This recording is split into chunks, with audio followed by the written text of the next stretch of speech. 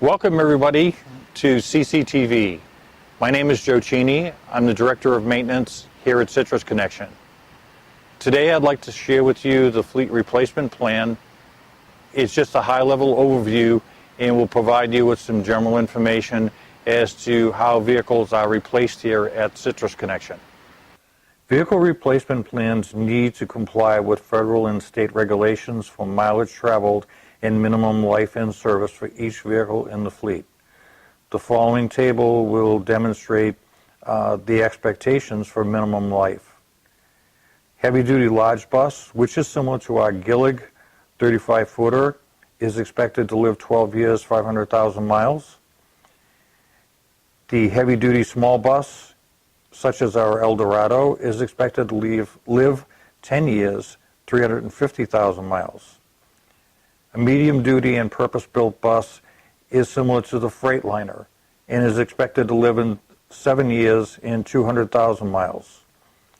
Paratransit buses, light-duty, medium-sized buses, are expected to live 5 years, 150,000 miles, and vans and light-duty small buses will go 4 years and 100,000 miles. The vehicle information is tracked by means of a spreadsheet that record both the mileage and the age of the vehicle. This information is compared to the projected minimum life standards put out by both the state and the federal government. The projections for the vehicle minimal life will vary in length of time and in mileage expectations based on the size of the vehicle and the results from the federally mandated Altoona testing standard each bus was tested and approved at.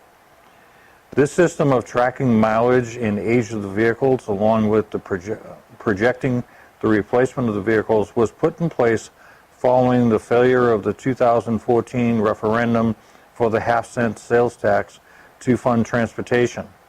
The Board of Directors requested a 5-year plan for how many vehicles would pass the minimum age or mileage requirement for each year of the projected 5-year period of time.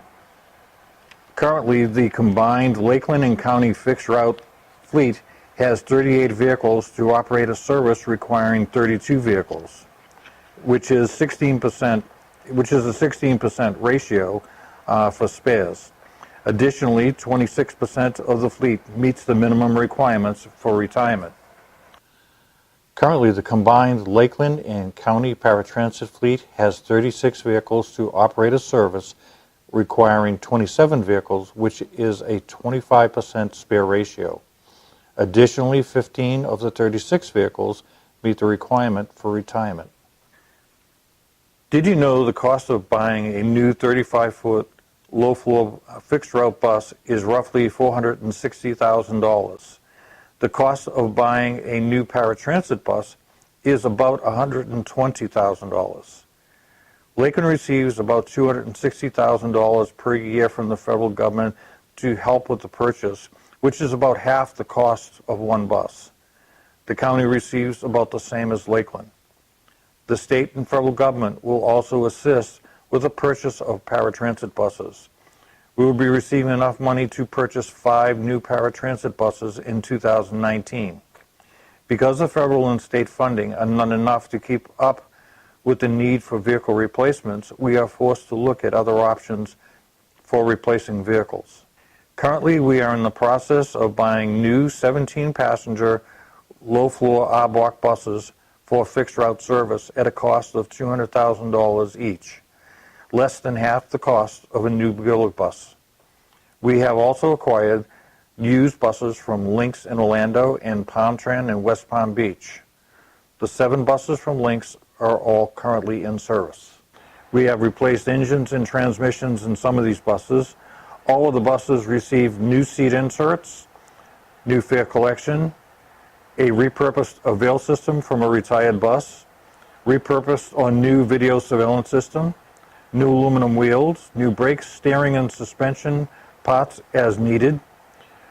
When we rehab a bus and it includes the engine and transmission and all of the other work, our cost is under $60,000.